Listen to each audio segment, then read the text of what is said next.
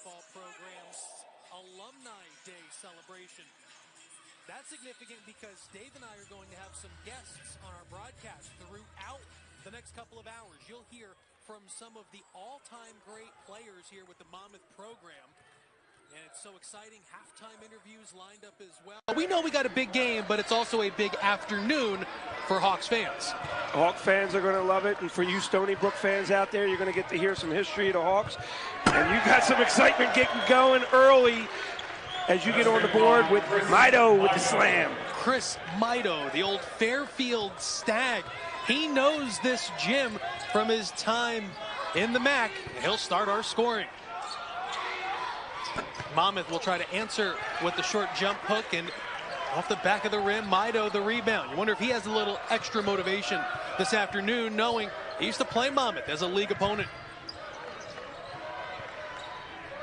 Stony Brook comes in after a decisive win Thursday at home against Hampton. 20-point winners, 93-73 in that game. Good defense by Xander Rice. Took it away from Stevenson Moore. And a matchup of our impact players. Here is Rice, his first three, knocks it in. He ended the other night with one, and he starts this afternoon with a triple. On Thursday, Rice came out on fire in the first, scored 10 points early on, quieted it off in the second half as the Hawks fell behind. I'm sorry, the second half of the first half, but then in the second half got going, and Mido looks like he wants to get going and get Stony Brook Seawolves on the scoring lead here at 4-3.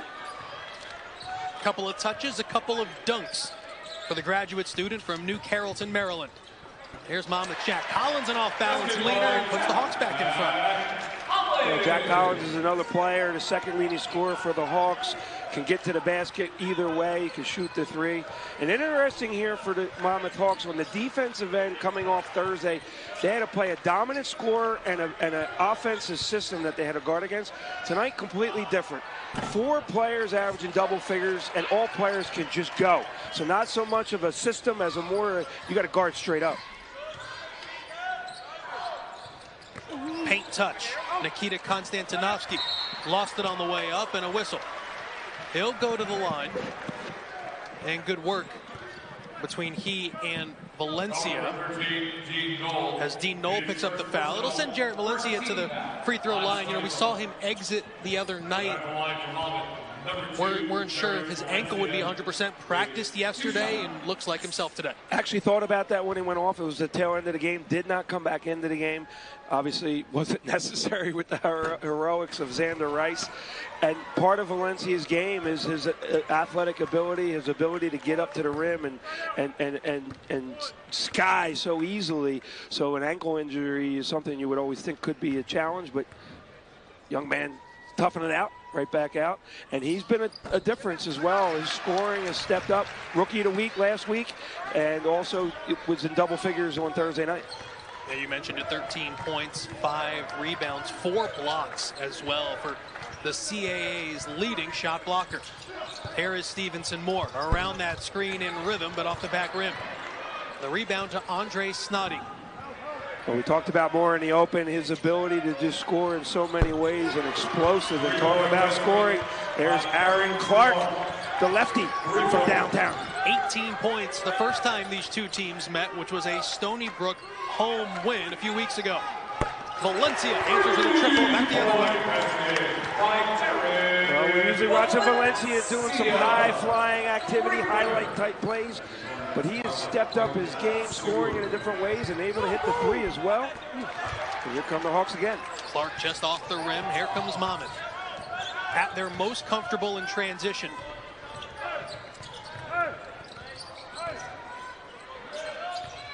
Rice thought about it. Going to get inside with that left hand. Konstantinovsky able to clean it up and put Monmouth up 11-7. That's where you just see the veteran play of Rice. He saw Mido coming to make the block, so he made sure he got it up high on the rim. He tried to make it, but he missed it a little long, and that allowed Konstantinovsky, who Mido was guarding, to be wide open to get the offensive rebound and score. Tough shot for Dean Knoll. And Knoll's miss will give it back to Monmouth. He's one of a handful of players who were injured last year for Stony Brook and that they now have healthy. Aaron Clark, that's one of the key reasons why they've had a rebound season like Monmouth. Xander Rice has made them significant, and Stony Brook got healthy this year. The players on the court and their ability to be able to make plays and score, if they're injured, they're not, the difference in margin of error is so small. And they were talking about just improving as well as Valencia. His offensive game and his confidence in his game is just growing. And he looks smooth to begin this game. A good start for Valencia. 6 points before we hit the first media timeout.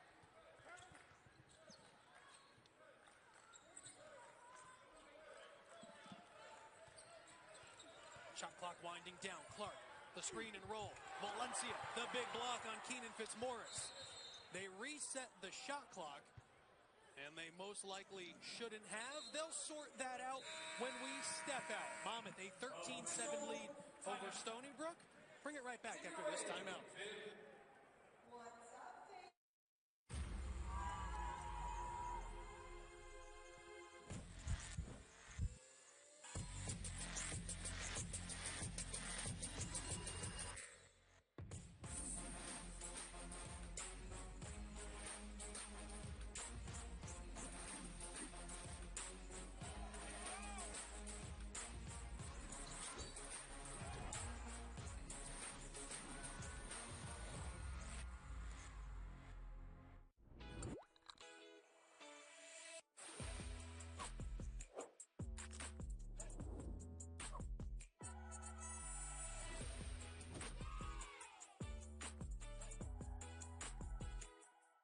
Greatness never settles. That's why the Monmouth University Hawks drive World Subaru, the #1 Subaru retailer in all of Central and South Jersey. Visit World Subaru today, proud sponsor of the Monmouth University Hawks, or online at worldsubaru.com. Go Hawks! I'm the director of the Cancer Center, designated by the National Cancer Institute. We are here to make an important distinction. There are cancer centers. And there are NCI-designated cancer centers. Recognized for world-class research and positive impact on their communities. No single person is going to cure cancer. It'll take a team effort. That's what an NCI-designated cancer center is all about. In New Jersey, there's only one. Rutgers Cancer Institute in New Jersey, together with RWJ Barnabas Health. This is where everything starts. It's a place of new beginnings, new opportunities, and a new identity. We are the Coastal Athletic Association, and from the beaches to the city streets, we are united to succeed at an elite level, in competition, in our communities, in our lives. This is the tide that lifts us, the fire that burns inside all of us. This is our moment, our new chapter. We are the CAA, and we are united in excellence. And we do welcome you back here to the Ocean First Bank Center. Monmouth in front of Stony Brook 13-7, along with Dave Calloway and Jakob Dean. Like we told you, you're going to meet a lot of different Monmouth alums this afternoon, and we're so happy to be joined by one of the all-time greats here at Monmouth, Gary Carter, joining us. Gary, how are you today? I'm great. It's a pleasure to be here. Really excited about the game and Alumni Weekend. Hey, Gary, it's a pleasure to have you here. I tell you what, when Gary Carter, Dave, is on a court at Monmouth, it's hard to slow him down. Over 1,600 career points, a lot of points in Boylan Gym. Yep. Yeah. We had a great team. One of our best record was 24-3. We were number 2 in the nation, Division II. So Gary, talk about your time at Monmouth. You talked about being number 2 in the nation. You played for Coach Cornegay back in Boylan Gym, and now when you come back and you get to watch the Hawks, how do you feel in your career and how it plays to see, how Monmouth has grown from Division II to Division I, and then through the different conferences, and now that when you come back here as an alumnus, how proud are you of all that? Oh, listen, I'm very proud. I was on the ground floor. I was here when Monmouth decided to go Division I with the President McGill. I was part of their long-term planning committee, and we planned all this. And it's like really great to see how it all came together. I mean, 40 years from now, I can be no prouder alumni to be hanging out with you guys in this beautiful facility. That's Keenan Fitzmaurice, who will go to the line, a chance for a three-point play as we're joined by Gary Carter. And Gary started mentioning on the planning committee while you were a student athlete, while you were playing. Yes. My biggest job, I was the ambassador, so I would always say we can compete against any team in the nation. And I really believe that we had some great players here. We had a great facility, great coaches, and we were pretty good. My biggest memory is when we played Georgetown. We played Georgetown. The school was kind of undecided if they wanted to go Division I. And as a player, I said, let's show them. And we played Georgetown pretty tough in the Capitol Center. So, Gary, talk about then your time for the fans that maybe not realize Monmouth was Division II and making that transition to Division I. As a student athlete yourself, that transition, what was going through your mind and the university's mind that you remember at the time? Well, I know there was some apprehension. We were a Division II power. McGill and all of us wanted to take the step to Division I. So I thought we had the talent, and obviously we did, and here we are today. At 3 from Toby, Onyekon rims out. Jack Collins with the rebound. What are the memories that stand out to you? Like you mentioned, being part of that transition and helping this university now set forth on this path to where we are today. But take us now to your playing career. What are those moments or games that stand out throughout your time at Monmouth? Well, my biggest memory, we played Georgetown. Georgetown was #1 team in the country, and we had to play against them in the Capitol Center. They had Patrick Ewing, Michael Jackson, Gene Smith, Ralph Dalton, Reggie Williams, some great players, but I thought we had great players here. So there was a point in the game, and I was just joking. I never dunked on anybody since I played, but I told them that particular day I was going to dunk on Patrick Ewing. So long and behold, the time and circumstance happened. I was coming down the middle. There was Patrick and myself. I jumped as high as I could.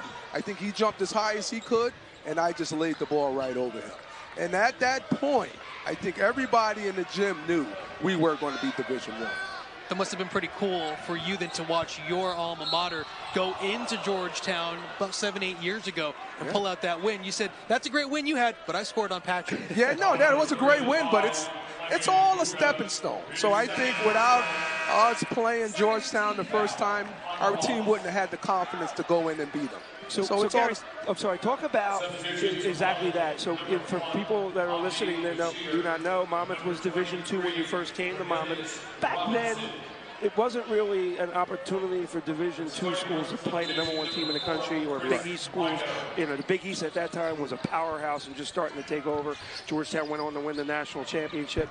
So talk about now that you see, Monmouth as an alum, and we turn on ESPN and you see beat Georgetown, beat UCLA, playing in the NCAA tournament, and how proud that is to be an alumnus that you were part of the start of something that just took off to another level. And listen, I am super proud of the team right now, and I feel that a lot of my teammates and myself, we were on the ground floor of this. So I think everybody is real proud to see the guys, out on the floor today. And, you have to start. We started the initial steps in Division I. We had to play a lot of tough teams, Villanova, and we had to try to compete the best we can.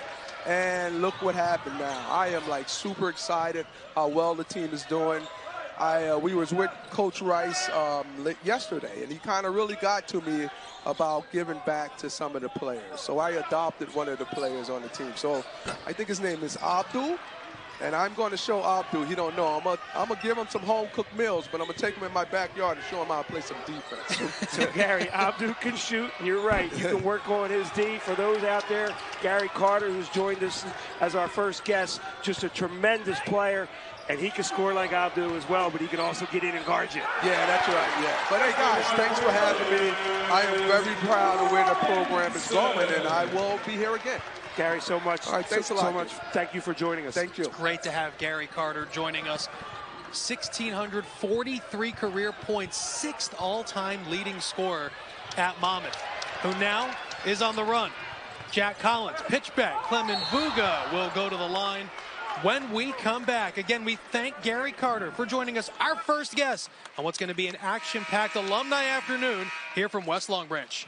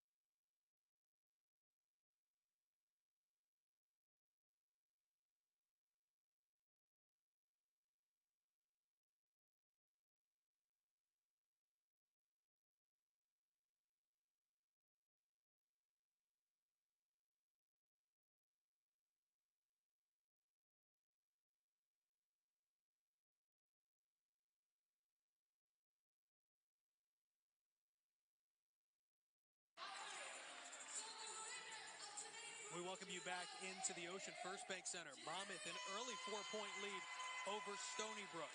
We continue, as we mentioned, introducing you to Monmouth alums who had significant contributions to the program, and we're so happy to be joined now for this section of the game by Jerome Williams, who was part of the transition at Monmouth University to Division I. Jerome, how are you this afternoon? I'm well. How about you? It's a pleasure to have you join us. It's a pleasure for you to be back here Absolutely. at Monmouth. Seeing all this from when you played to now, how does this make you feel? Oh, I'm tremendously proud. To watch the growth of the program from over the last 40 years, it just makes me really proud. So, Jerome, talk about your time. You were recruited out of high school by Coach Cornegay, at the time Division II, but knowing that they're going to make the move to Division I, you were part of the very first Division I game and season for Monmouth. What was that like? Take us back in some history. It was really exciting, and I'm glad you pointed that out. My recruiting class, which included me, a gentleman from Trenton, and another guy from Rochester, New York, we were the first Division I recruits as freshmen. It was super exciting because I could see kind of the strategy taking place because he also included some top-notch junior college players. Richard Pass from Cleveland State and Carl Towns. And I forget where JUCO Carl Towns went to, but I can see how it was evolving, and it was really exciting. So Jerome bringing up Carl Towns. For those of you, Carl Anthony Towns, the Kentucky player and a Minnesota Timberwolves superstar, #1 draft, and his father you played with. Yes, his father was a beast. I mean, I believe he still holds the in-season, one season record for rebounding average. And that first year, he was like #4 in the country in rebounding. So it was tremendous. That's a pretty remarkable stat that has kind of tested, it's lasted from then to now, and Monmouth played a lot of Division I games. That's pretty cool. Absolutely. Almost 40 years now. Almost 40 years. A defensive stop here as we return to the action with Monmouth leading by 6, and we bring you back courtside as we speak with Jerome Williams. And, Jerome, we just had Gary Carter on, right? And he was taking us through some of the games that stood out to him, but more so, I'm curious. What were not so much the games, but the things that you remember most about Monmouth? Was it, being with the guys in the locker room? Is it the practices? What were the things about your Monmouth tenure that stand out the most to you? So if I take that question, I'll go back to high school. High school, I played at Camden High School. We were a powerhouse. And in my junior year, we won the state championship, right? So we had, on that team, all 15 guys went to Division I. All 15? All 15. Amazing. So I was used to seeing Division I talent. So when I got here and started, practicing with some of the players that were here, I was like, oh, okay, this is a legitimate program. There's legitimate talent and players here because I'm used to seeing these types of players because that's how I grew up. So that was tremendous. And then to look at the schedule where we had Georgetown. We played Georgetown the year they won the national championship. We played Villanova the year they won the national championship. And then you throw in the Georgia Tech and the Wake Forest with Muggsy Bogues and the traveling we did. It was tremendous. I could see how they wanted to lay the foundation, and it was happy to be a part of it. So, Jerome, talk a little bit more about that, the excitement when you decided to come to Monmouth, right? Knowing they're moving to Division I and knowing that you're going to play, the Villanovas and the Georgetowns and Georgia Techs of the world. And then from there, you follow the growth of Monmouth, moving from different leagues, from the NEC. And going to the NCAA tournament and then playing in the MAC and now the Colonial. And just a few years ago, Monmouth beating at Georgetown, beating UCLA. Yep. How does that make you feel as someone who kind of laid the groundwork and the foundation for this program? Well, I knew it would happen because even in the 80s, they were doing a good job at recruiting. So it was only a matter of time. When you're in a new program, you got to take your bumps, your bruises. You got to get beat up just like everybody else. But playing those big boys, it set the stage for knowing that, hey, this is the level that we need to get to in order to compete with these guys. So, Jerome, Gary just talked that Coach Rice yesterday said he wanted you guys to mentor some of the players, and Gary's taking on Abdi Bashir, who just drilled a 3 from the corner. Did he have any conversations with you yesterday about that? No, but I had a conversation with the young man from Camden. I didn't really realize he was here, Robinson. So him and I exchanged numbers, and I'll probably end up mentoring him. So talk about that real quick. So, you got a chance to now meet an alumnus from Camden and obviously from Monmouth yourself, and the chance to give back and really help young men now that you established your career and your life. Well, and that's a good point, because we become our own little network. We become our own little fraternity, so to speak. And, as we mature and you get out of college, you have to have someone to lean on. And whatever we can do to help each other, that's part of the program. That should be part of the program. And that's what a program is, right? Not a team where it's a collection of one group of players, but a collection of players that, like you said, goes through the eras together from one to the other. And Jerome, we know we have a media timeout coming. We really appreciate your time and sharing your experience with us. So cool to listen about your time and then now leading to where Monmouth is now. We appreciate the time. I appreciate you having me. That is Jerome Williams, one of the all-time greats here at Monmouth. Hawks lead Stony Brook by 4. Bring it right back.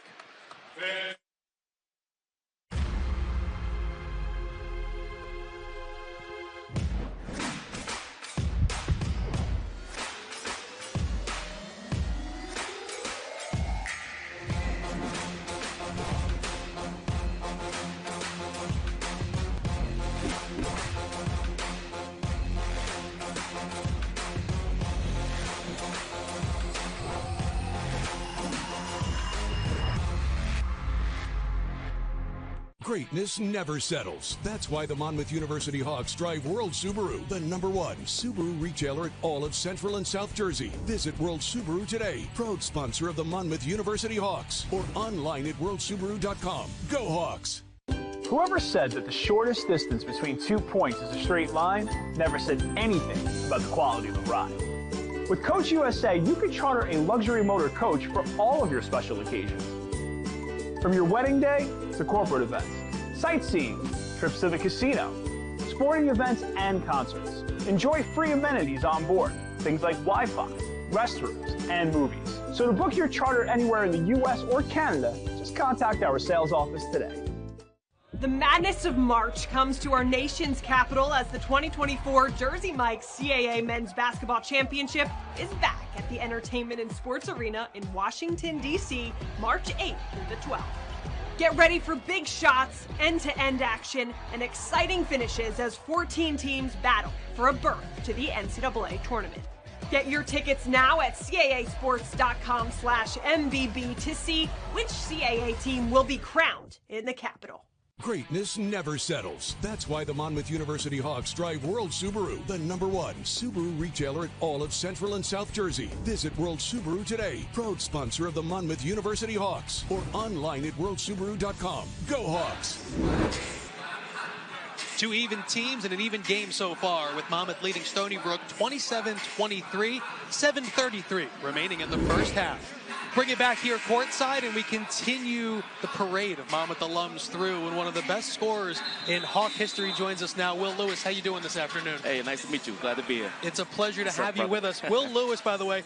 And Dave, I know you know Will well. I know you played with him. 7th all-time leading scorer here at Monmouth, over 1,500 career points. Take us through it now. You're now a chance to come back to your alma mater and see what's happening today. It's amazing.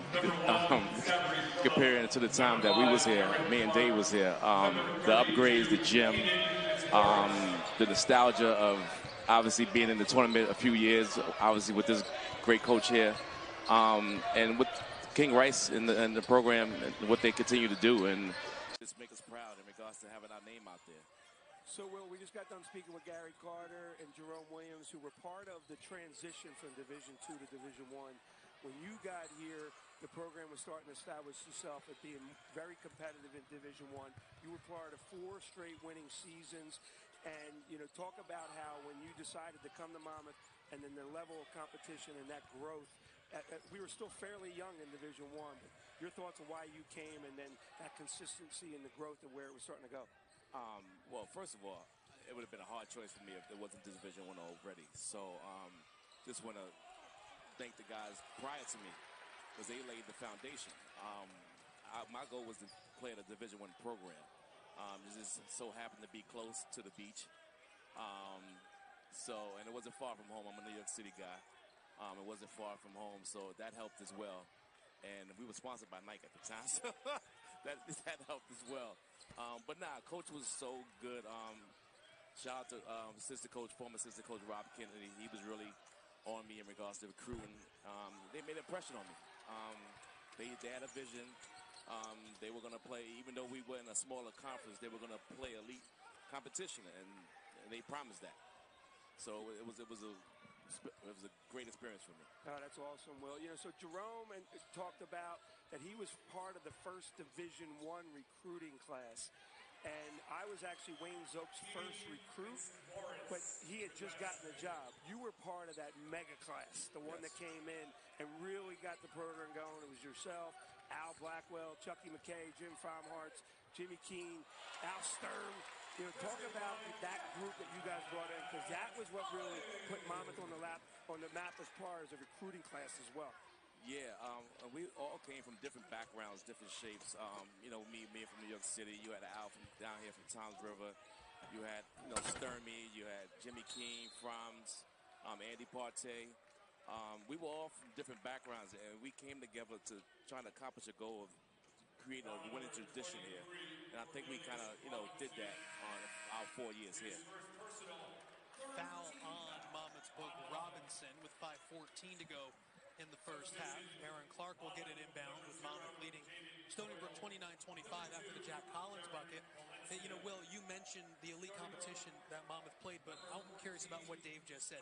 That class that you came in with, what a dynamic 1, 2, and 3 punch with Dave over here, but you and Al Blackwell, you're still all over the record books for top scoring duos in seasons. The fact that you guys were able to play and each put up such big numbers, that must have been a fun team to play with.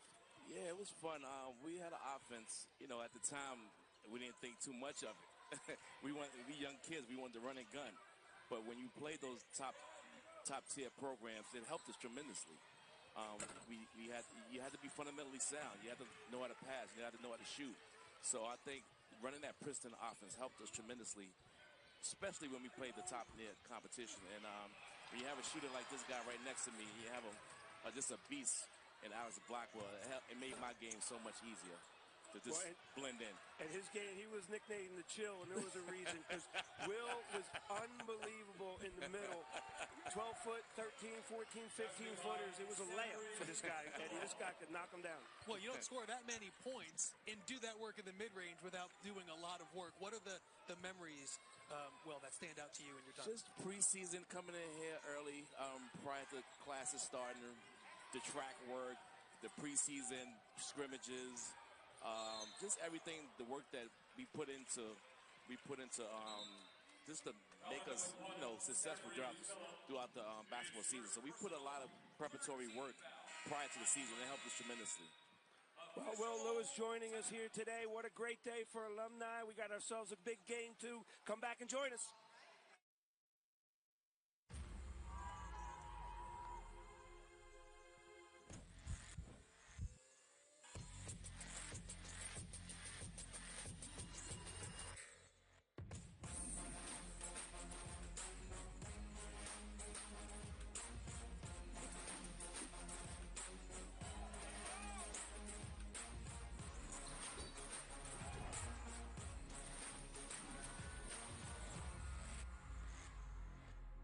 The right way to top a sub is with real red wine vinegar made from red grapes and no food coloring.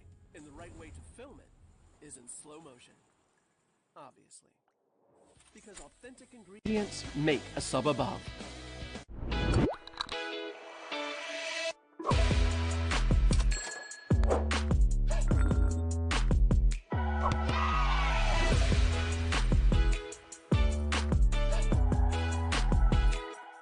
Greatness never settles. That's why the Monmouth University Hawks drive World Subaru, the #1 Subaru retailer in all of Central and South Jersey. Visit World Subaru today, proud sponsor of the Monmouth University Hawks, or online at worldsubaru.com. Go Hawks! I'm the director of the Cancer Center, designated by the National Cancer Institute. We are here to make an important distinction. There are cancer centers. And there are NCI-designated cancer centers. Recognized for world-class research and positive impact on their communities. No single person is going to cure cancer. It'll take a team effort. That's what an NCI-designated cancer center is all about. In New Jersey, there's only one. Rutgers Cancer Institute in New Jersey, together with RWJ Barnabas Health. The right way to top a sub is with real red wine vinegar made from red grapes and no food coloring. And the right way to film it is in slow motion. Obviously.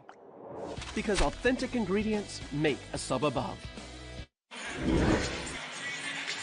This afternoon's broadcast of the Monmouth Hawks is brought to you in part by Coca-Cola Zero Sugar. Great Coke taste, zero sugar. And there's just a few chances remaining to see this Monmouth men's team in action at home. MonmouthHawks.com/tickets is your spot to secure your seats and be part of the action. Along with Dave Calloway, Eddie Acapinti here with you. We just had Gary Carter, Jerome Williams, Will Lewis joining us here on our Alumni Day celebration as we now have the end of the first half, Dave, with Monmouth up by 2 in a good game.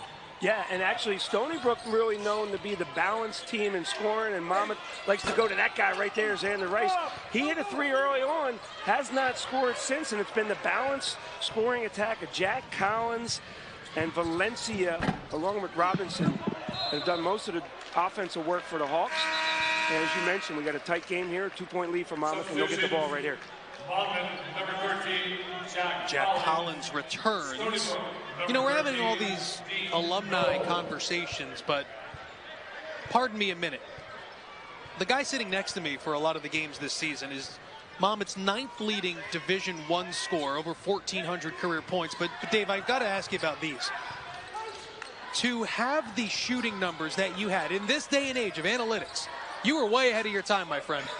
59% from 3 back in 88-89, 46% the following year, 46% career three-point shooter. Unbelievable numbers, and that doesn't even count the 3 NCAA teams that you were the head coach of. Well, thank you so much. And by the way, those numbers were really easy because you just talked about it. The guy that was just sitting next to me, Will Lewis and Al Blackwell, everybody was worried about stopping those two. They weren't worried about stopping Dave Calloway.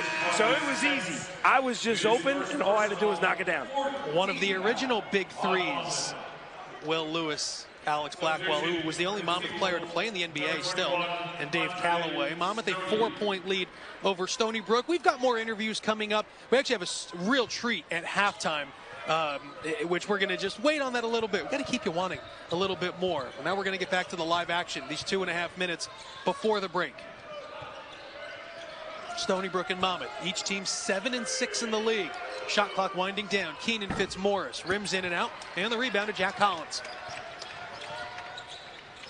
Well, Monmouth with the starters in, except for Xander Rice. Jaden Doyle giving Rice a rest. Here is Doyle looking for his own offense. Aaron Schott, offensive rebound and reverse for Nikita Konstantinovsky. Konstantinovsky doing his work around the basket, hitting the offensive glass. That might end up being an assist for Doyle since it never hit the rim. Either way, Konstantinovsky cleans it up, and the Hawks with a 6-point lead. And, you know, both of our impact players kind of slow to get going this afternoon. Xander Rice just the 3 points. Tyler Stevenson more for Stony Brook, just 2 points in the early going as Monmouth controls up 6. Yeah, complete difference from the game Thursday night where both our feature players dropped over 30. And it was a crazy back and forth. And what a show by those two men. And now today, got more of the balanced attack and a little bit of everybody knocking them down. Offensive rebound by Jaden Doyle. And with Xander Rice getting a well-deserved break, and you mentioned his 37 points the other night, it's a tough one-day turnaround after that emotional win to then play early on Saturday. Yeah, and we talk about it. Xander Rice plays with emotion, but he usually keeps it in. You know, it doesn't really show that, but he really got into it on Thursday as he led that comeback. And just absolutely amazing. An 8-2 run in the last 10 seconds. And Xander Rice, 2 bank threes, the one at the buzzer. We've been watching it on ESPN the last 2 days, and just absolutely tremendous, the excitement in this arena. Monmouth an 8-point lead. Here is Jakari Spence spinning into the lane. Tough shot. Offensive rebound. Nikita Konstantinovsky and Monmouth up by an even 10 points. Well, Konstantinovsky, we've seen that a couple times now where the guard penetrates earlier in the game. Xander Rice getting to the rim. That time Spence and Konstantinovsky, the player that's guarding him, goes to help. Konstantinovsky there to clean it up. Final 15 seconds of the first half. Aaron Clark. 5 first half points for the accomplished scoring guard, Aaron Clark. Flips it down low, and a big throwdown. Fitzmaurice. Collins will try to beat the first half buzzer, and it'll fall short. And the final hoop and a half comes from Stony Brook's Keenan Fitz. Yeah, we talked about this in the first half, Eddie. Our last game, the two focused players went off, both of them dropping over 30. Tonight, it's been that balanced attack for both teams, really. The key leading scorer just coming up a little slow, but the other guy's stepping it up. Valencia, the big throwdown. Monmouth up 12. Talking about stepping it up. How about Valencia, the high-flying highlight reel for the Hawks. Often does it on the defensive end, but he's starting to step it up on the offensive end as well. Good patience as well from Nikita Konstantinovsky. Kind of caught it in that high post area and waited for Valencia to cut. Tough shot. Aaron Clark too strong. Let's run the other way. Jakari Spence. Pitch back Rice. Extra pass into the corner. Konstantinovsky is fouled and having a big impact early on in this game, Dave. Already a double-double for Nikita Konstantinovsky. And doing a lot of those rebounds are on the offensive end, Eddie. The Hawks have done an excellent job of driving in the lane and creating the defender that's guarding Konstantinovsky to help. And off that help and the miss, Konstantinovsky's been able to clean it up. That time off the missed three by Collins. He knocks down the first free throw. And one of the players, like we mentioned, without Xander Rice having his customary game, Valencia has 10 points, and now Konstantinovsky with 11 to go along with those 10 rebounds. It's allowed Monmouth to build a 42-29 lead in this pivotal CAA game with two teams, as you can see on your screen, who have the identical record. Stony Brook got the victory over the Hawks earlier in the season up in Long Island, New York. So this is a pivotal game, especially for the Hawks when it comes down to tiebreakers as well. Stevenson Moore can't find it. He's now 1 for 6 from the floor. The Monmouth built a double-figure lead in that game the other night against Campbell that they ultimately needed the Xander Rice heroics in. As Rice finds Jakari Spence for 3, and the Monmouth lead is 16. Rice usually the scorer. Now he's going to be the first server of the dish, the assist, and then usually it's Spence making the pass to Rice. This time it's Rice to Spence who knocks down the 3. Largest lead of the afternoon for Monmouth. Mido can't finish. A lot of contact, and we run the other way. And now they'll slow things down and give it to Xander Rice. Rice just 1 for 6 this afternoon, but does have 5 assists on the afternoon so far. That's what makes Xander Rice so dangerous, because he's got 4 games of over 30. Obviously, the last game was his career high. He's got the 2 bank threes, the buzzer beater, but his ability to just let the game come to him. He's averaging over 20 on the season, 12th in the country, top 3 in the NCAA, but he often does it so quiet. You know, Thursday night was something special, but often he does it so quietly where he just lets the game come to him. And tonight, his teammates are knocking him down, so he's like, I'll dish it, and let's just get the victory. Shot clock coming down. Valencia. Konstantinovsky on the offensive glass again. He's got 13 points and 13 rebounds. Well, we almost saw a highlight reel play by Valencia, and Coach Gino Ford has seen enough. He's going to get a timeout, and the Hawks have themselves an 18-point lead. Come back, we got another Monmouth legend joining us.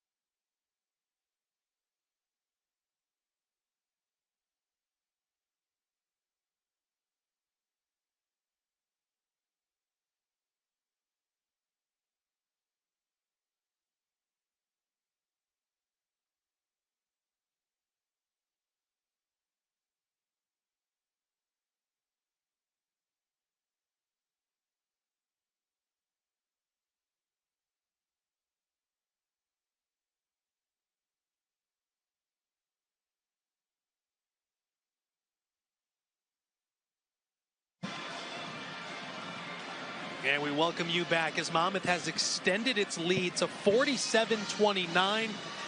But we continue the theme of the first half, and we have this almost chronological look through the Monmouth basketball program, Dave. Now we're getting into those NCAA tournament-era teams, and John Giraldo joining us now, one of the all-time leading scorers at Monmouth. The number of points you scored has been burned in my head for about 15 years, 1,749 points. John, how you doing today? Very good. Thank you for having me on. It's a pleasure to have you on. And now, Dave, we were having earlier players from the transition from Division II to Division I. And then it was some of the guys from Dave's time. But now we talk about your era and the era that ushered in Monmouth going to NCAA tournaments and just what that meant to this program that was built up from Ron Cornegay now to you. Well, yeah, I remember one of the things when I first got on campus was that Monmouth had never been to a tournament, the NCAA tournament. So that was always a goal from my freshman year on. And I remember my senior year, we actually had a plaque on top of the locker room every time we walked out. It had the date of our conference championship game. So that was like our goal from the first day of the season. And we knew that, we had a kind of a team that could get there.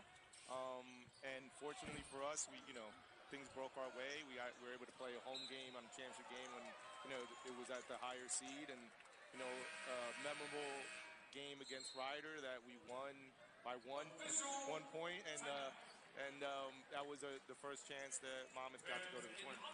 And we'll continue our conversation with John Giraldo on the other end of this timeout.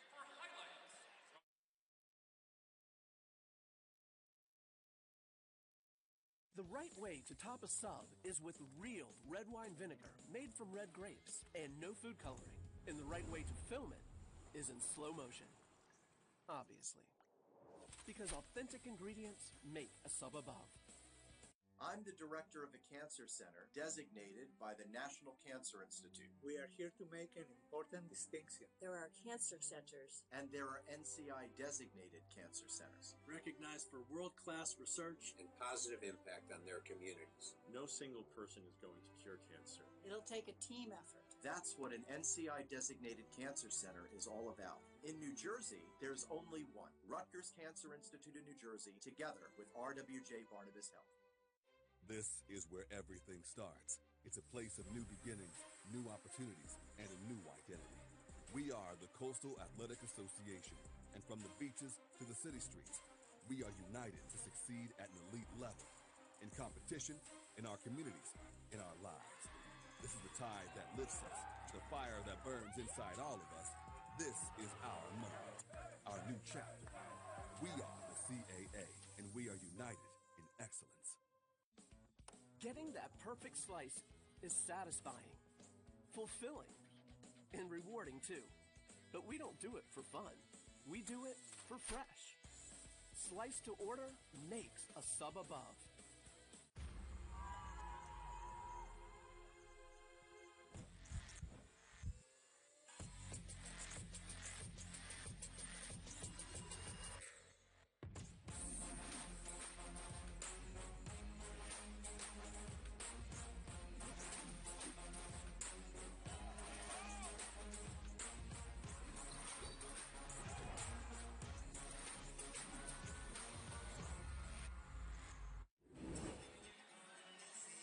We bring you back with Monmouth leading Stony Brook 47-31. We continue with John Giraldo.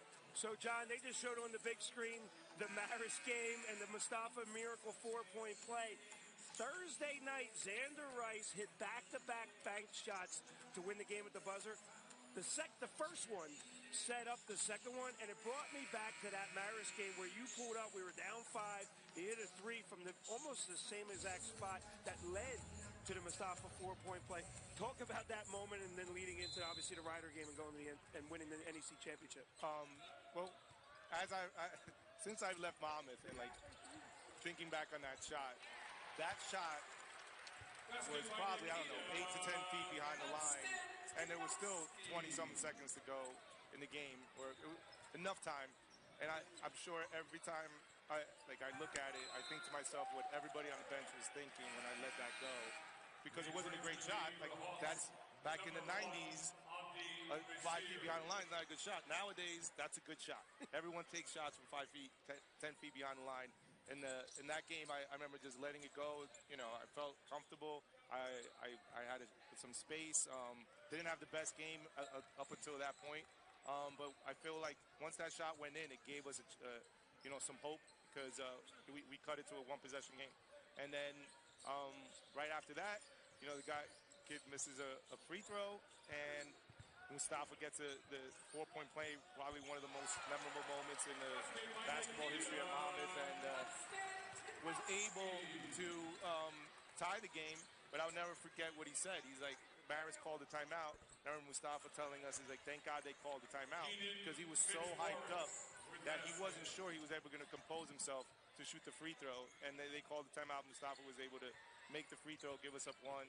And we win that game, and then we have our home game to try to get us into the tournament against Ryder in a couple days after that. Which we'll definitely get into now, as you've seen each team's big man score a few. Jared Valencia, another dunk for 12 points. It's all Monmouth this afternoon. But John, you lead us right into what ended up being that historical, memorable afternoon with Monmouth and Ryder, in which the Hawks would defeat the Bronx. Fitting, right, that it was Ryder for their first ever NCAA tournament appearance. How do you even capture that kind of day, knowing what it meant to this university and to this basketball program? You said it. You wanted to lead Monmouth to its first NCAA tournament, and you did it. What was that game like? Well, a lot goes into it. Like Ryder was a team in the league during my time at Monmouth. They won 2 conference tournaments. They made it to the final, the other 2. We knew that, that it was fitting that we had to beat them. They are definitely our biggest rival in the conference. A lot of great games and tough games against them. And for us to actually get to the tournament because we defeated Ryder was a big accomplishment personally, and I feel for the program. And it gave Monmouth an opportunity, to get on the national stage at that time, which was a great. And one thing I kind of, hold my hat on is that, the team's made it back ever since, since that first one. They're gonna get to the tournament, I'm sure, soon, again, and for years to come. But the one thing they can't take away from us is that we were the first team to make it. We're always going to end up being the first team that made it to the tournament. And it's something that I know that I'm proud of, and all my teammates are extremely proud of. So sort of the theme for the alumni coming back is remembering their great moments when they were here as student athletes and players on the hardwood. So far, most of these players all played in Boylan Gym. You talked about playing in Boylan, winning that game against Ryder, and what that meant for you to be on the first NCAA tournament team in Monmouth history. Talk about now when you come back and you see this and you get to see what's going on around here, how that makes you and your teammates when you get together. We were just with Corey a couple weeks ago talking about how that makes us all feel, playing a small part of that actually then led to where this program is now. I mean, the program right now is in a great state, but there was progression to it, right? They started out, I guess when Courtney was playing, they weren't a Division I program yet. They had to get to Division I. Once they got to Division I, it was hard to, it's always hard to get comfortable and start gaining success. And, I was part of the group, the classes that were part of, getting into the Division I and becoming a real Division I school that can compete for championships. And, we got into the tournament. Dave, you got to the tournament a few times after that. And then we started changing conferences, moving up in conferences, playing better schedules, beating better teams. Right now, I feel like Monmouth is in a great conference. They're in a great spot. One thing, and I was actually talking to Steve Edelson about this before, I think something that really helps too is that we have a lot of local guys on the team this year. There's a connection there. For me personally, I'm looking on the court. Spence, Collins is 2 Jersey Shore guys. I don't know if many people know Jared Valencia. I knew his dad very, very well. He's Colombian. I'm Colombian. My wife's Colombian. I played with his dad overseas for years. So I've known him I know the family for a long time. So there's a connection to Jersey. There's a connection to the alumni, people that are part of the program. And I feel like the program is in a great spot, and only better things are coming. So, John, we're getting old when we start talking about the players on the floor we played with their dads. Yes. Yes. Everybody, John Giraldo, an absolute legend, played on the very first NCAA tournament team, the all-time leading Division I scorer when he graduated. Everybody remembers John Giraldo and the Monmouth Hawks, especially in 1996. Well, whenever we say that John's coming back, and we got to say it early because it brings the fans out. I mean, there's a great crowd here today. Nice ovation, by the way, for Jarrett Valencia as he sits with 17 points. You might have to, I'm sure King Rice will want you to hang out for a little, maybe a few more media timeouts. I think Monmouth's been on almost an 8-0 run since you've sat down. Well, I do remember I was here last year, and they played Drexel, and when I got on the radio, they went on a 12-0 run. No, there you go. Against Drexel. I won't forget it. We have to talk to Drew. Eddie, did we say three-man booth the rest of the season? Hawks going to the NCAA tournament in 2024. Quite the run that Monmouth has been on here. Now they lead 61-36. Weirdly enough, the only player who doesn't have it going tonight is Xander Rice, as Book Robinson makes it 63-36. John is no doubt the good luck charm. Well, that's from all the points that you scored. By the way, we saw those highlights. Silky smooth guard. That translates to today's game. Absolutely. Oh, yeah. Like I said, having the green light to shoot threes wasn't part of wasn't part of college basketball at that time. Well, sure is now. John Giraldo, we appreciate a few minutes as Monmouth's lead has grown. Now 63-36.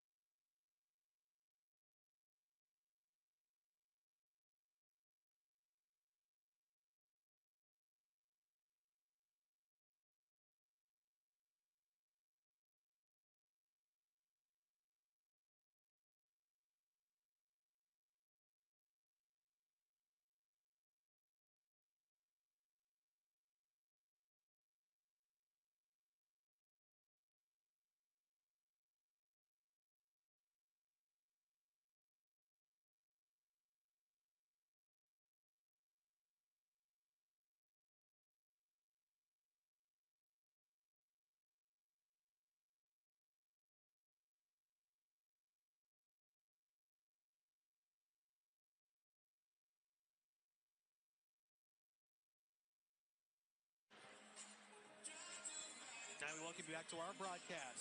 Newman's Own, the Radically Good Food Company. Proud supporter with 100% of their profits going to help kids facing adversity. Find a store near you at newmansown.com. And you don't want to miss the 2024 Jersey Mike's CAA Men's Basketball Championship down in our nation's capital. Visit caasports.com/MBB for more information. Welcome back. We are corralling Monmouth alums left and right. Now joining us at one of Monmouth's all-time leading scorers, former Northeast Conference Player of the Year, NCAA champion here, Blake Hamilton, joining us. Blake, how you doing? I'm doing great. Thanks for having me, Eddie. Thanks for having me, Coach. Appreciate you. One of the players responsible for a banner hanging up in the rafters here in the Ocean First Bank Center in that 2004 Northeast Conference Championship team, Blake. And quite the scorer in your time. Now you're back, and I know we get to catch up all the time. But what does it mean for you to come back in this kind of, an official alum capacity with the great career that you had? Yeah, well, it's just an honor to see that, the tradition carries on, and we're still, looking to meet that standard of expectation, right, of winning at a high level. So, even with, Xander transferring in, I was super excited because I've known him since he was really young. So, just knowing the type of grit that he brings, but also he's a really unselfish player and really willing to do what needs to be done for the team. And that was something that, that's what we had growing up, right? That's what we had. That's why we got these championships. We worked together and played hard together and set goals together. So, it's great it's an honor to be back and see all this activity here. So, Blake, John Giraldo, we just spoke with, and he was part of that very first NCAA tournament team in 1996. And he talks about how proud he was of that. Talk about your time in 2001. We went back to the tournament, played Duke in the NCAA tournament. You were a senior in high school, and you decided to come to Monmouth. And then that run we had with you here at the helm, and then ultimately going to the NCAA tournament your junior year. And also, we went 13-0 and undefeated at home. Hawks looking like they're going to win 12 in a row. They're going to catch up with that team. Talk about that time and what that meant to you. Man, that's a lot of details, Coach. You laid that out for me. That's beautiful. But just to start from,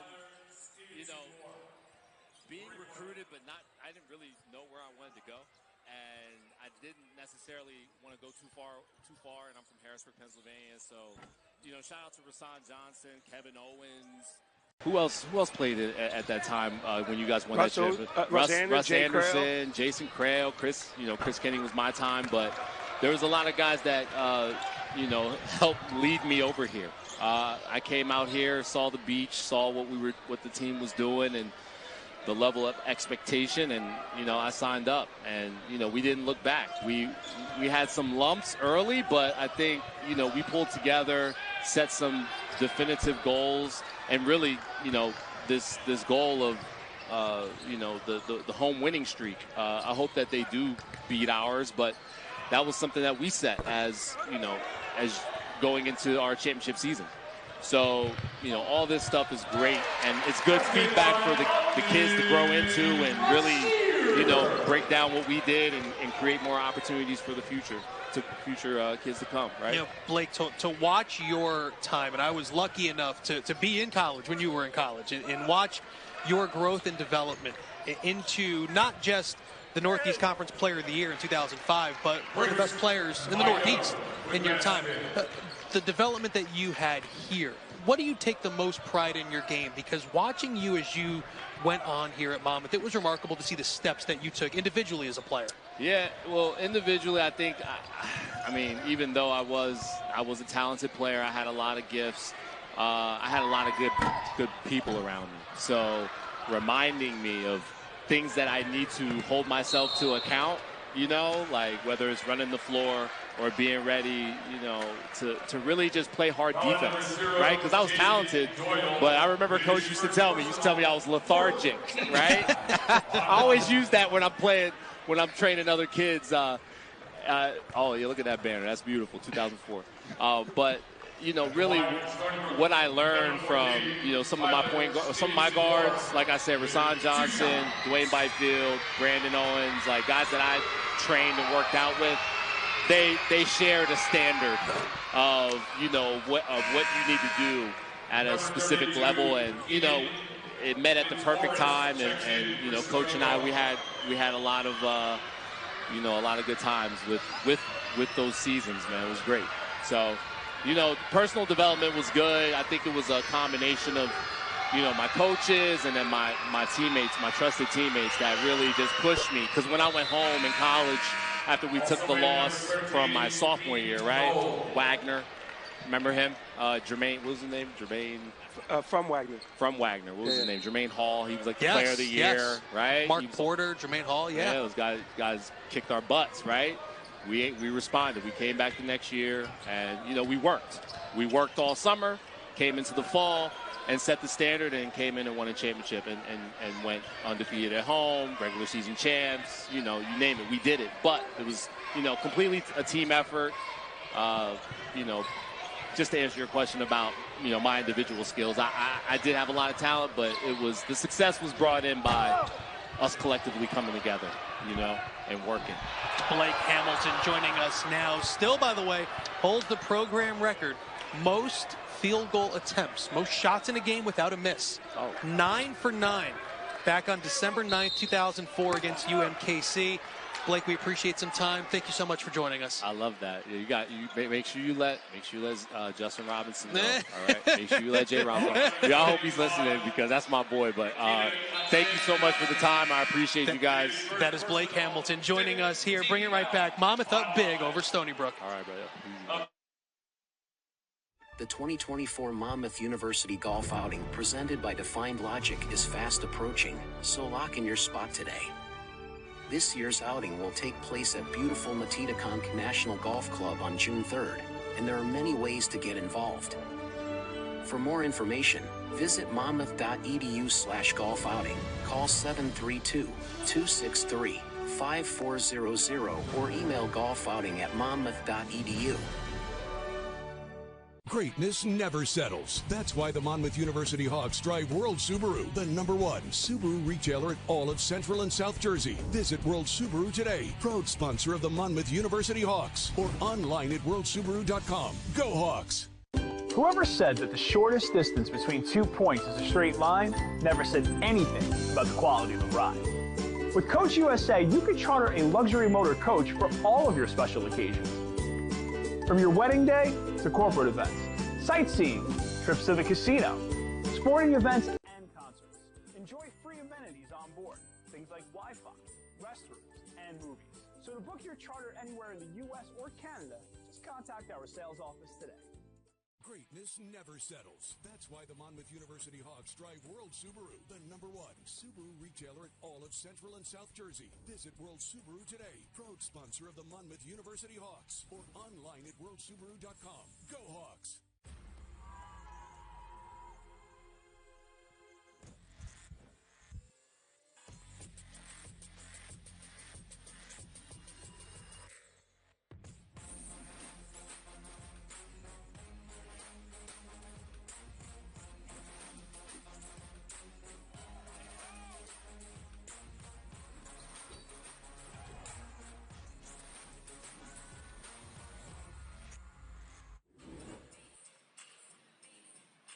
This year's Monmouth Annual Golf Outing. It'll be Monday, June 3rd at Matitaconk National Golf Club in Jackson, New Jersey. Please consider joining title sponsor Defined Logic and secure your sponsorship early. All proceeds benefit Monmouth Athletics. Visit monmouth.edu/golfouting for more information. We've come now to this portion of the broadcast. I can't believe this game's already just flying by. And our final alum is going to join us, and former Monmouth great Dion Jones joining us, joining Dave and I. And Dion, thank you so much for joining us. How are you doing today? I'm doing well. How's everything going with you guys? Well, we're doing great. It's a great Monmouth day, by the way. I feel like, Dave, whenever the alums are around, the team plays well. But I think we got to let the viewers know just how good this guy was. Yeah, and Dion, we were talking, we've had every alumni from each era talking about, from Ron Cornegay, who played, who was the man who built Boylan Gym, stayed on and coached, and then had his players and went through the transition of Division II to Division I, and then the players, Will Lewis and John Gerardo, who led to the Division I era of continuing winning, and kind of laying the foundation for each group after them. John Gerardo, part of the first NCAA tournament team, and then Blake Hamilton, who just left us, was part of that era of that went to three tournaments, and then that set the foundation for what you guys did. Yeah. And it was like, you know, the media darlings that just came in, and your dominance over a 2-year period. What did that feel like, and what's your memories of, you know, all the things that was laid out before you? Yeah, so, you know, just seeing what came before us and being able to have such a dominant team for 2 years, it was a great, you know, great experience. We were so together, you know what I mean? We were just so close, a close team, so that allowed us to translate that over to on the court. So, yeah, for sure.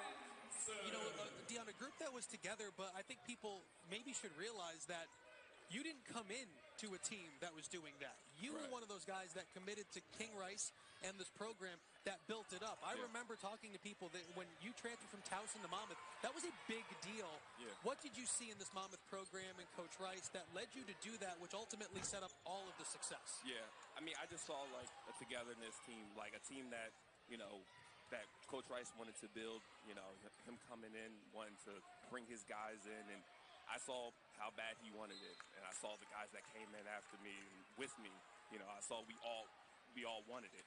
So being able to put that all together and to have that over a couple of years, be able to have a winning program, it was awesome. So, yeah.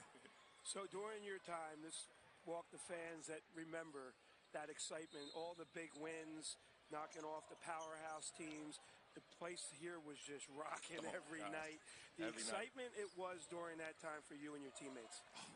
It was exciting because, like you said, like every night, everybody's excited about it. You're going around campus, everybody's saying, "Oh, like who's going to the game? This person's going to the game." So like we were just so excited, and we wanted to just bring that to the fans. Be able to give them an exciting game, and just show them how good we really were. Because when we first started, we were building, and then the next year came, and then we were even better that year. Then the year after that, we were even better. So we just kept building, the team camaraderie and just wanted to give the fans a show at the end of the day. Over 1,200 points in your Monmouth career, over 1,400 points in college in your time at Towson and at Monmouth. Dion started to allude to it, right? The ticket that this program was back then. It was unbelievable. I feel like before, social media was a big deal. Obviously, it wasn't that long ago, but the amount of attention around this program was amazing. For not everything always on the court, but this team on the court, Dion, was just unbelievable. Didn't matter what name was on the front of the jersey, who you played. This team could beat anybody. Oh, absolutely. You can go down the whole roster, and guys can play, guys can score. We can count on multiple people to have the game winner. So if we need to go to this person to score, this person's going to score. If we need a person to do a rebound, whatever it may be, we had all of that.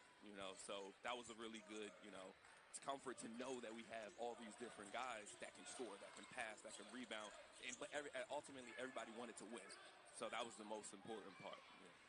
So looking back at that time, people do this to me all the time. It's hard to answer, but I'm going to go there anyway with you. Most memorable moment during that stretch? Oh, man, so many. Most memorable? I'll probably say probably the win against UCLA was a very memorable one. But for me personally, the one against my dunk against USC out in Orlando, that was a very memorable one. That was all over ESPN Top 10. So that was a pretty memorable one for me. What made that one so amazing, in Dion's charting that season that Monmouth had when they knocked off all the high major teams, the UCLA win was great. It was opening night. Yeah. But what happened in Orlando was amazing because it showed that this team was not a one win and kind of go away team. No, it was going to be every night now you got to bring it. Exactly. Avenging the USC loss, the Notre Dame game. But that dunk, I'll never forget. Your dunk kind of started the bench reaction, right? So you're right, you could say that you started it. Hey, I could say that. I definitely could say that because after that they went crazy. Well, you could also say you were a big part of that success as a player and getting to play, obviously, with the legendary Justin Robinson, the all-time leading Division I scorer. We were able to talk to him at half. That team, your closeness, and how each win, as you start to beat those type teams, right, you feel like you can beat anybody. Oh, yeah, absolutely. Yeah, and that's the thing. Like, in our mind, like, we're going into practice. We're like, we know we can beat these guys, But other people looking like, oh, it's a mid-major school. You're playing UCLA. You're playing USC. Yeah, just hang in there with them. And we're like, no, we're not hanging in there. We're going to win. That was our mindset that whole season. Like, we're like, we don't care who we're playing. We're going to win. Yeah. And we asked Justin about this when he was on, but that team had a fearlessness to it. But, as someone who was traveling with that team and was around so much, I would almost say that you kind of were not the comic relief, but you seem to keep things loose. You didn't seem to ever take things too seriously in those big moments. And is that just your personality? Because I felt like even at the tensest of times, you would crack a smile or you would say something. And I know you were one of the older guys on that team, but you always had kind of a relaxed kind of calmness to you. Yeah, I would say, that's definitely my personality. Just kind of stay calm, cool, collected, not get, rushed or not be too flustered or anything at those moments, because you think about it, you're flustered at those moments, then you might make a mistake.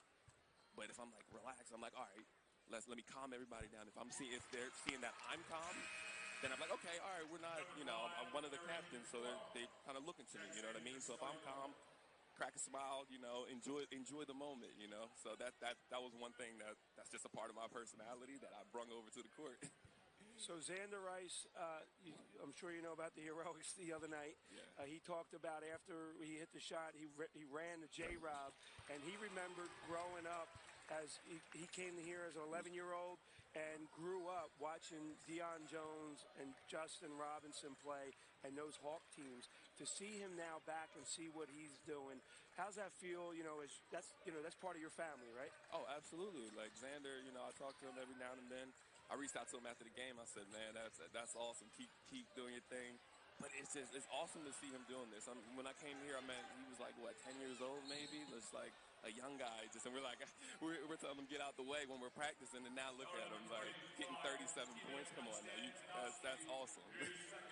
As we speak with Deion Jones here, and it's fitting that Deion will be the final alum that joins us. And it was such a treat and a pleasure to watch you throughout your career at Monmouth. And if you remember those early battles in the MAC, that's when Monmouth started to make its name in its previous league. And that game that stands out is that Canisius game at home. And there's other moments where you could draw back to singular moments early in your career that set that stage for those historic seasons later. When you were going through those battles, did you enjoy it at the time too? Oh yeah, absolutely. I mean, you got to go through those tough times and going through these battles to get to where you are. That's how getting those early battles and being able to get through it. That allowed us to get to that, win so many games and be such a powerhouse team, and it just allows you to understand in situations. Okay, it's a tough game. We've been through this before, so we know what to do at those situations when it comes down later on in the season. So yeah. Deion scored, like we mentioned, a ton of points, 1,400 in his college career, over 1,200 here at Monmouth. He's watching a pretty cool performance today. Nikita Konstantinovsky with 21 and 20. Deion, thank you so much for joining us. Absolutely. Thanks. It was a pleasure. My pleasure. That's Deion Jones joining Dave and I. Monmouth up big. Bring it back for the conclusion after this.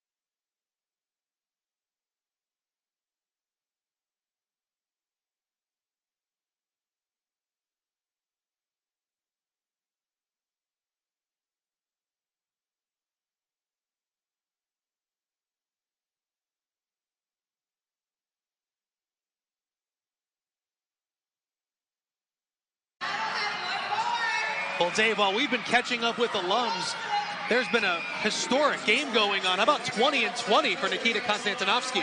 And he has been a dominant force on the glass, which has led to a lot of that offense. We featured Xander Rice and Stevenson Moore in the opening, and Rice coming off that big game. He hit the three early and has not scored, and he has not needed to. And we talked about the balanced scoring of Stony Brook going into this game, but it's been the balanced scoring led by that man, Konstantinovsky. And 20 and 21, we talked to so many alums today. There are not many players that have ever done that here in the Hawks uniforms. It's been an impressive performance, no doubt. And how about the front court for Monmouth? Add in to Konstantinovsky's 21 and 20. Jarrett Valencia with 17. Book Robinson, a career-high 14 points and 9 rebounds. This, Dave, in a game where Xander Rice scores 3 points.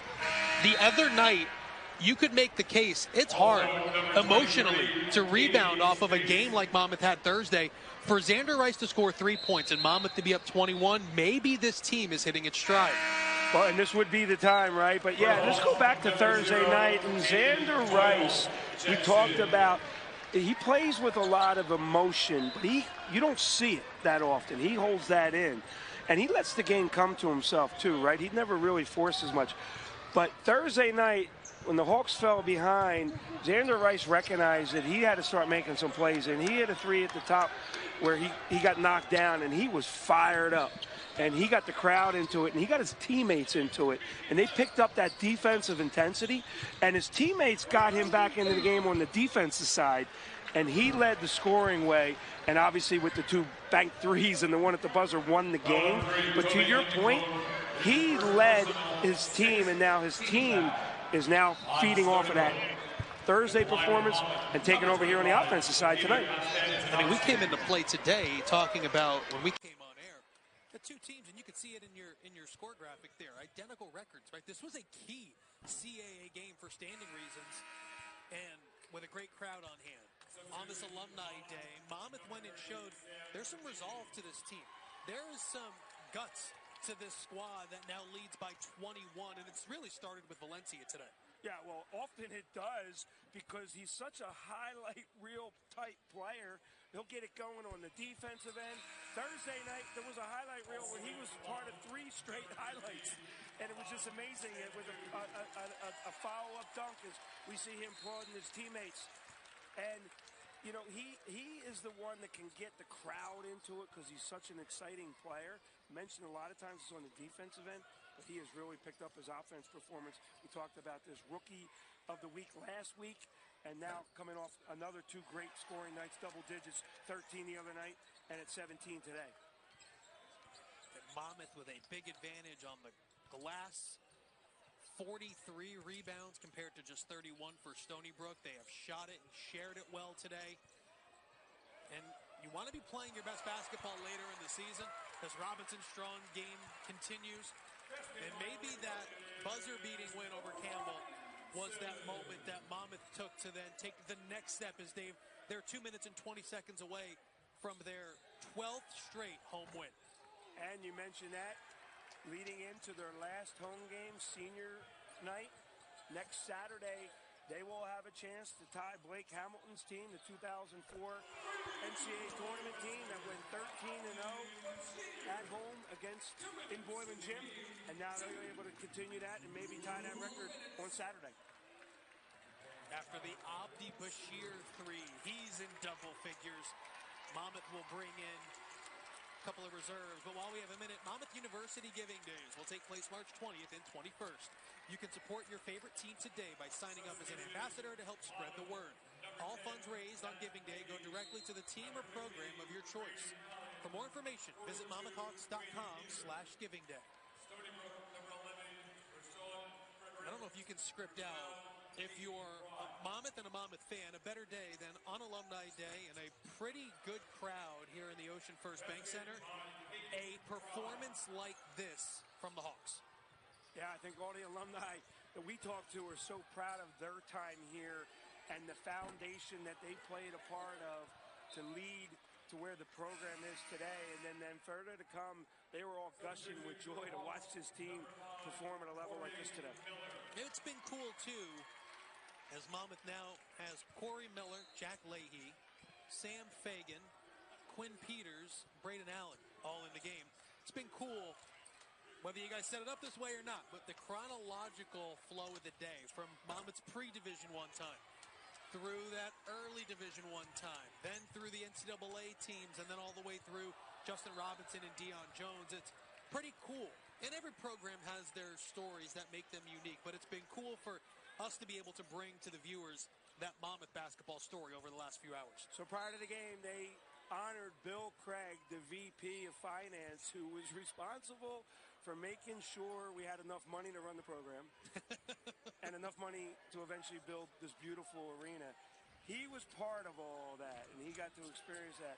But for the fan who was on today, hopefully he got a little bit of a window into the history of Monmouth hoops, starting with Bill Boylan and obviously Ron Cornegay, who was the man who built Boylan Gym, played in the very first game in Boylan Gym where they upset St. Peter's, and Ronnie Cornegay ended up being the all-time leading scorer, stayed on as a coach, and then brought in the likes of Gary Carter and Jerome Williams and Mason McBride that played into that Division I era. And then we saw Will Lewis, who played in that with Al Blackwell and then Wayne Zoke era, and really started that first big-time Division I recruiting class and led to the consistent winning. And then John Giraldo, the first NCAA tournament, Blake Hamilton, the 2000 run with the 3 NCAA tournaments, and then into Deion Jones and Justin Robinson talking about their time here. It was just an amazing day. It was a full day of Monmouth alums and a tremendous day if you're a Monmouth Hawks fan, as King Rice and Chino Ford embrace at midcourt, and a lot of respect between these two head coaches as Monmouth comes away with a dominant performance on Saturday at home. The Hawks win their 12th straight in the Ocean First Bank Center as they take care of business against Stony Brook and victorious 84-61.